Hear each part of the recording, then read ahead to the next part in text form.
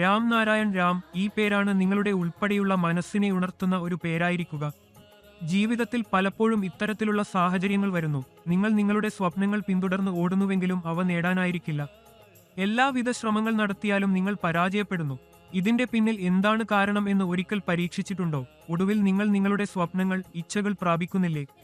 അതിന്റെ പ്രധാന കാരണം നിങ്ങളെ ഇപ്പോൾ വരെ നിങ്ങളുടെ ആത്മാവുമായി, നിങ്ങളുടെ സ്വന്തം ശക്തികളുമായി, നിങ്ങളുടെ വിവേകവുമായി സമ്പർക്കമുണ്ടായിട്ടില്ല എന്നതാണ്.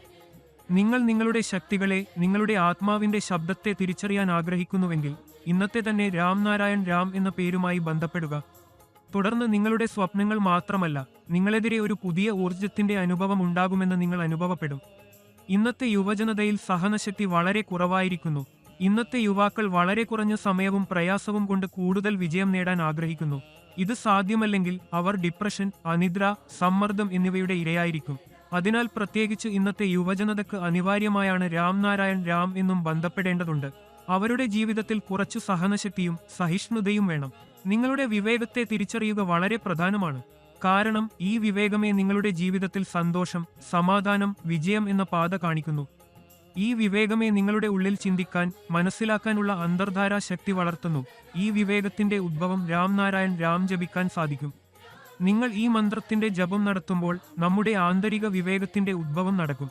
ഇന്നത്തെ യുവജനത രാം നാരായൺ രാം ജപം ചെയ്യുമ്പോൾ ഈ മന്ത്രത്തിന് ആലാപനവും നടത്തി അവരുടെ ഉള്ളിൽ ആന്തരിക വിവേകത്തിന്റെ വളർച്ച സംഭവിക്കുന്നു. ഓരോ മാതാപിതാക്കളുടെ ചുമതലയാണ് കുട്ടികളെ ചെറുപ്പം മുതൽ ഈ പാഠം പഠിപ്പിക്കുക.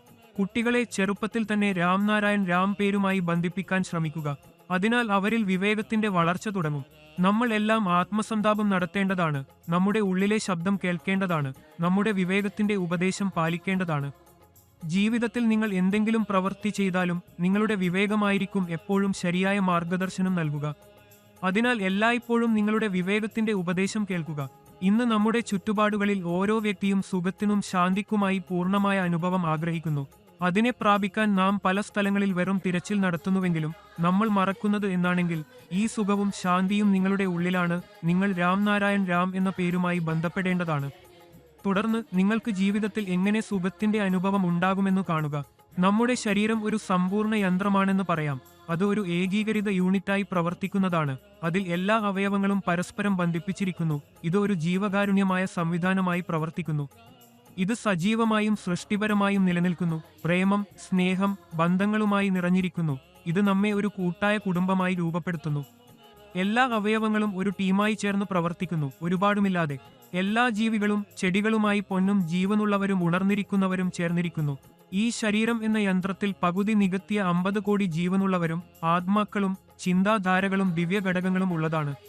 നമ്മുടെ ശരീരത്തിലെ ആശയങ്ങൾ അനവധി. അവയിൽ നമ്മുടെയുള്ള വിവേകത്തിന് ഇടപെടലും നമ്മൾ പോയ വഴികളിൽ തെറ്റായ കാര്യങ്ങളിൽ ചൂണ്ടിക്കാട്ടലും മാർഗദർശനവുമുണ്ട്. എങ്കിലും ചിലപ്പോൾ നമ്മൾ കേൾക്കുന്നു, ചിലപ്പോൾ കേൾക്കുകയില്ല. അതിന്റെ ഫലമായി തെറ്റായ പ്രവൃത്തികളും അപകടങ്ങളും സംഭവിക്കുന്നു. അതുകൊണ്ട് എല്ലാവരും ഉടൻ രാം നാരായൺ രാം എന്ന പേരുമായി ബന്ധപ്പെടണം. ഇതൊരു പേരാണ്. അത് നിങ്ങളുടെ ജീവിതത്തെ രക്ഷപ്പെടുത്തുന്നു. നിങ്ങളുടെ സ്വപ്നങ്ങളും ഇച്ഛകളും പൂർത്തിയാക്കുന്നു. ഇത് നിങ്ങളെ സ്വയം തിരിച്ചറിയാൻ സഹായിക്കുന്നു. നല്ല പ്രവർത്തനങ്ങൾ ചെയ്യാൻ പ്രേരിപ്പിക്കുന്നു. അതിനാൽ നിങ്ങൾ ഇപ്പോൾ വരെ ഈ മന്ത്രവുമായി ബന്ധപ്പെടാത്ത പക്ഷം ഇന്നത്തെ തന്നെ ബന്ധപ്പെടുക. തുടർന്ന് നിങ്ങളുടെ ജീവിതത്തിലുണ്ടായ ചിട്ടമായ മാറ്റങ്ങൾ നിങ്ങൾ അനുഭവപ്പെടും.